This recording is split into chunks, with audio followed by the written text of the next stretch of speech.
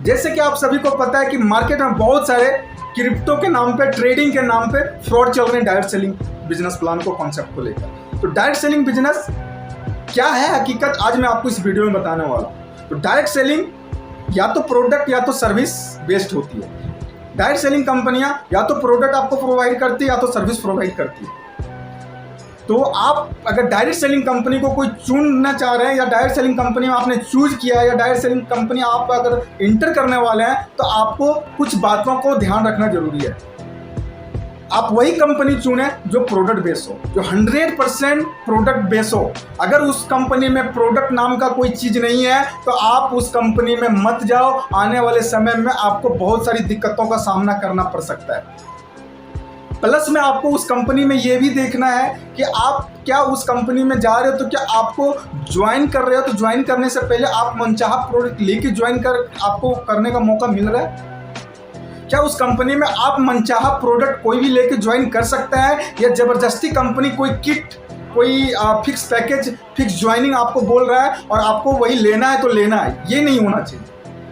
आप कोई भी अपना मनचाहा प्रोडक्ट आप लेके, अगर आप कंपनी स्टार्ट करने का वहाँ पे कोई ऐसा सिस्टम है तो वो कंपनी बिल्कुल सही है, आप उस कंपनी को ज्वाइन होना चाहिए। लेकिन अगर आप उस कंपनी में ज्वाइन हुए हो जिसमें फिक्स पैकेज है, फिक्स किट है, आपको प्रोडक्ट कुछ और लेना है बट आपको कुछ और ज़बरदस्ती दिया जा रहा है, तो वो कंपनी सही नहीं है। आगे चल के आपको दिक्कत होगी उस कंपनी में। सेकेंड नंबर, आपको ये देखना है कि कंपनी में उस कंपनी में एजुकेशन सिस्टम होनी चाहिए।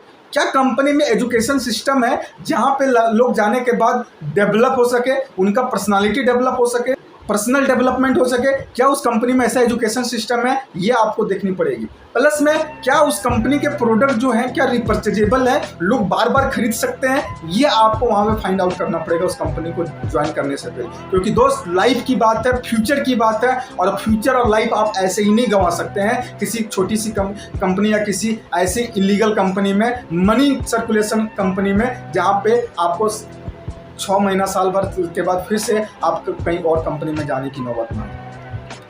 तो आपको ये सारी चीज़ें देखनी है। आपको ये देखनी है, आपको उस कंपनी को ज्वाइन करने से पहले आपको सबसे पहले उस कंपनी को प्रोडक्ट यूज कर लेना ज़्यादा जरूरी है। अगर आप प्रोडक्ट यूज कर लेंगे, अगर आपको वहाँ से उस कंपनी का रिजल्ट मिलता है प्रोडक्ट का, देन आप कंपनी को ज्वाइन करिए और कंपनी को ज्वाइन करने का डिसाइड करिए कि हाँ ये कंपनी मैं करूँ। फिर आपको ये चेक करना है कि कंपनी की एथिक्स क्या है, कंपनी की वैल्यूज क्या है, कंपनी का चलाने वाला कौन है, कंपनी का जो चला रहा है, जो मैनेजमेंट है, उसकी विजन क्या है कंपनी को लेके। क्या कंपनी सारे डिस्ट्रीब्यूटर के प्रॉब्लम का सॉल्यूशन दे पा रही है? क्या लोगों का, मार्केट का प्रॉब्लम का सॉल्यूशन वो दे पा रही है कंपनी? ये आपको फाइंड आउट करना पड़ेगा।